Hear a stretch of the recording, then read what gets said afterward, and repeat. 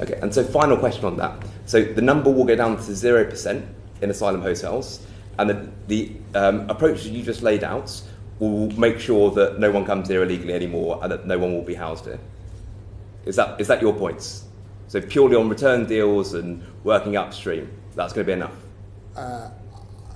If I may, Mr. Reid, I think the implication of your question is a soundbite. I don't think it is. This is a very serious issue. I don't think the government's saying that there will be zero people. Okay, so where will the people go then? That's not what I'm saying. But you know, as well as I do, that we have brought the numbers down in the last year. You know that the last government left a bloating bill that was rising. You know our commitments to deal with irregular migration. You know the responsibilities that my department has in relation to returns, in relation to work upstream. I announced migration sanctions and I've brought stability to department. I think I've done a good job in the last year. There is more to do, and that will be led from the Home Office.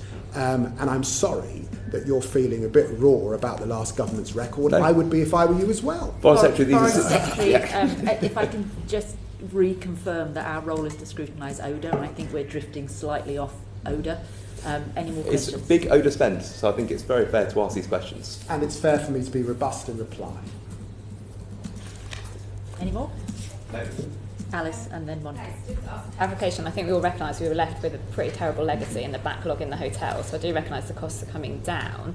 One thing I haven't been quite clear on now that the FCDO has moved to the spender of last resort is if the numbers come down and the spend on asylum comes down faster than expected, does that money definitely come back to the ODA budget? Like what's the agreement on that with the Home Office or Treasury? It doesn't automatically come Right. back to us. The price for stability is that I accepted that it wouldn't automatically come back to us, but I have made it clear to the committee that I would be making the case for increased spend and making the case for increased spend, particularly in relation to development. You have that as my commitment, and I think you would be, and I would hope that any future Foreign Secretary, that was their undertaking, and they sought to do that. And you heard from the Prime Minister when we made the change following increased defence spending that we were absolutely clear that we were not departing on our commitments to development spend. We do want to see it rise as the fiscal circumstances allow, and so of course I will be making that case in future spending and fiscal occasions. Monica?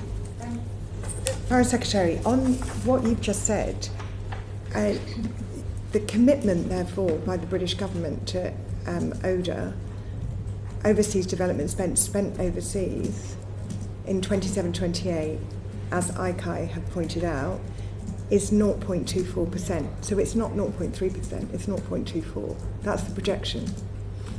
I saw this yesterday and I just don't recognise those numbers. I think ICAI are having to make a call on how they see refugee numbers rising or falling. What I'm going on is that the Home Secretary has brought those numbers down in the last year. I recognise there's more to do, but I'm standing by my colleague and her commitment to reduce the amount of asylum seekers in hotels. Monica, thank you.